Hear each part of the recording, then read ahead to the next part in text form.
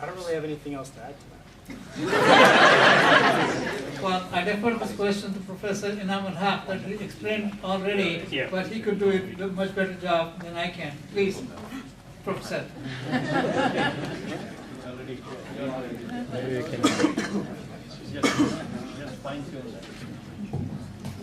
The idea of salvation, first of all, the question of salvation presupposes the twin nature of human self. So if we think that humans are essentially a body, then there is no question of salvation. So when we ask question of salvation, we are assuming that there is something in human self which is immortal and it goes beyond our earthly existence. That has to be first presupposition of our thought. In Islamic understanding, we say that humans are essentially a soul. Fundamentally, they are a soul. And in this life, they are carrying a dress which is suited for this life. And there are many other lives in which they will move on and they will have bodies which may be suited for that existence. And the key question here is that how do we prepare this soul for God's acceptance? And in Quran and in Hadith, there are in fact specific degrees that a soul is purified, that how it is moved from the lower depth where the soul is given to evil and wrong to various stages where it is fully at peace with God. So we are in fact weaving the future which we have in this life. And this is in fact the idea of salvation in Islam. That whether a human soul has been purified, that it becomes one with God. That eventually, that is in fact the highest stage of paradise in Islam. That the ultimate paradise is that humanity reaches in the courtyard of God and He accepts them. That is the highest phase of paradise. The paradise which is in fact beyond creation. Because if paradise is created, then paradise is also mortal. Everything which is created is mortal. So these are, kind of complex theological concepts. Sometimes there are easy ways to describe them. That, here God has a checklist and He sees, did I do this and I'm here, did He do that, I do there. But this is not the way that it's understood, particularly in classical Islamic tradition. That the whole idea is that soul which carries in it both possibilities, the possibilities of destruction and possibilities of purification and success, how that soul prepares himself or herself for that ultimate end. That is what matters, and that determines whether it is saved or not. Thank you very much, Dr. Saab. I think I have to stop the questions here, unfortunately. And the fact that there are many questions suggests to the people who are organizing that we need to have many more sessions. And in fact,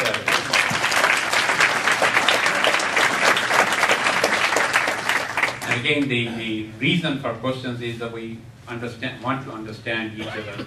And I want to add my own personal couple of words saying that the comments may have sometimes appeared to be offensive, but I would like every one of us, whether they were about Islam, Christianity, or Judaism, to perhaps look at that as our own inability to express how it should be done, but we all have good feelings about and respect for each other, and we want to learn, we want to understand. And my whole premise of this entire series is that we want to bring both convergence and divergence into a creative relationship that's meaningful for the common good of all citizens. And with that, I would like to invite the energy behind this whole program and Wade McLaughlin to make the concluding remarks.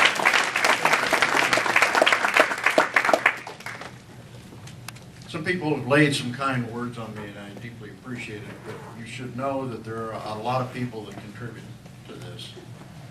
And I extend my deepest appreciation to Pastor Don, who, because of his 12 years of ecumenical leadership at Prince of Peace, connected us into this group. Failing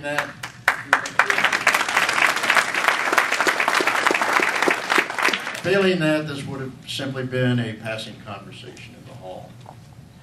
I'm deeply indebted to Rabbi Weiss for taking the time and thoughtful comments. I love your sense of humor.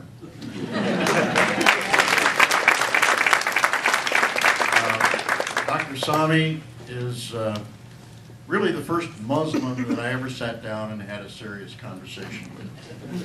And I want to tell you, this is one heck of an ambassador for Islam.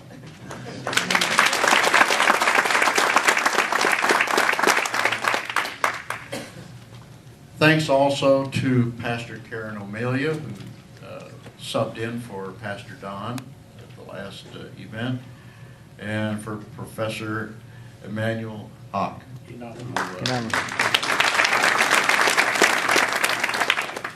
There was a good deal of lay work that went into this.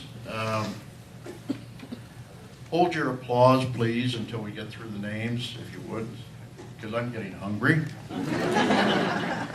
And first that comes to mind is my new good friend, Barry Newman. And if you would just stand briefly and be recognized, so people know who you are. Please hold your applause, or we'll never get out of here. Barry kept us on the straight and narrow and had no shortage of creative ideas to offer to this, and for that I'm thankful. Mohammed Haq, who did a wonderful job of keeping the Muslim perspective in front of us and what's important to Islam.